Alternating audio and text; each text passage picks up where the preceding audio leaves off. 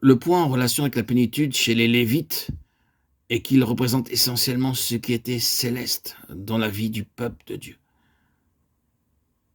En effet, nous pouvons l'affirmer de manière très forte et très ferme en disant qu'ils étaient là pour maintenir le peuple de Dieu attaché à la réalité qu'il était un peuple céleste. Ils n'avaient aucun héritage sur terre. Ils étaient liés directement à Dieu et tout ce qui les caractérisait et qui faisait partie de leur fonction était entièrement céleste dans sa nature et dans son ordre. Si bien que dans l'épître aux Hébreux, en se référant à l'ordre lévitique des choses, le Saint-Esprit, par l'intermédiaire de l'apôtre, rapporte qu'il s'agissait des images de celles qui sont dans le ciel. C'est pourquoi les Lévites considéraient toutes choses dans la vie du peuple de Dieu en relation avec le ciel. Ils exprimaient sous la forme d'objets, par des démonstrations, des types et des symboles, des réalités célestes. La lettre aux Hébreux fut écrite afin de montrer aux croyants que ces symboles et types dans l'ordre lévitique avaient pour seul but d'être comme des miroirs dans lesquels les choses célestes et spirituelles pouvaient être reflétées.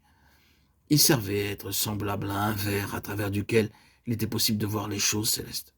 Ils n'étaient que des représentations et n'existent plus. Les véritables choses célestes continuent. Elles demeurent. La pensée est que les Lévites représentent la nature céleste du peuple de Dieu. Revenez à la lettre aux Éphésiens, et que trouvez-vous là? Béni soit le Dieu et Père de notre Seigneur Jésus-Christ qui nous a bénis de toutes les bénédictions spirituelles dans les lieux célestes en Christ selon qui nous a élus en lui avant la fondation du monde. Éphésiens 1, 3, 4. Rappelez-vous que ceci est adressé à l'Église. Il est dit dans le texte original qu'il nous a bénis de chaque bénédiction spirituelle dans les lieux célestes en Christ. Ce qui a été élu avant la fondation du monde et qui a été prédestiné à l'adoption des fils par Jésus-Christ a été béni de chaque bénédiction spirituelle dans les lieux célestes. Voilà la plénitude de la pensée de Dieu pour les siens, en tant que pensée pleine, complète, totale.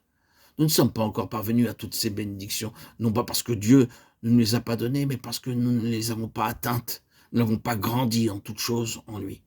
C'est le sujet de notre message, l'urgence de parvenir à la pensée de Dieu, la mesure de Christ.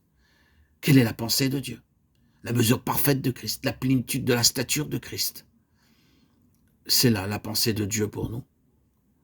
Emparons-nous des pensées de Dieu par la foi, approprions-nous-en, croyons aux pensées de Dieu, recherchons à être en accord avec elles et saisissons le Saint-Esprit et ses énergies pour nous former, nous constituer, afin que les pensées de Dieu deviennent des expressions vivantes en nous. Tel est son but, nous amener à la mesure parfaite de Christ. Tout ce que nous devons faire est de le déclarer comme un fait sûr, mais notez qu'il représente une responsabilité énorme.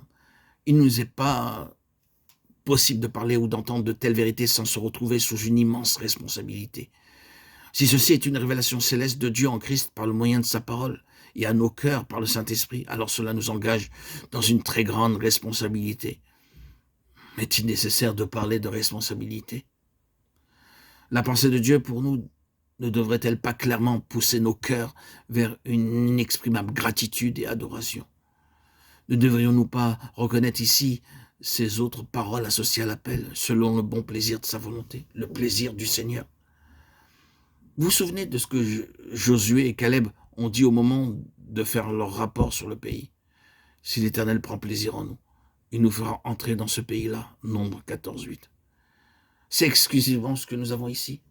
Christ est le pays de la plénitude de Dieu et c'est selon le bon plaisir de sa volonté que nous devrions parvenir à cette plénitude.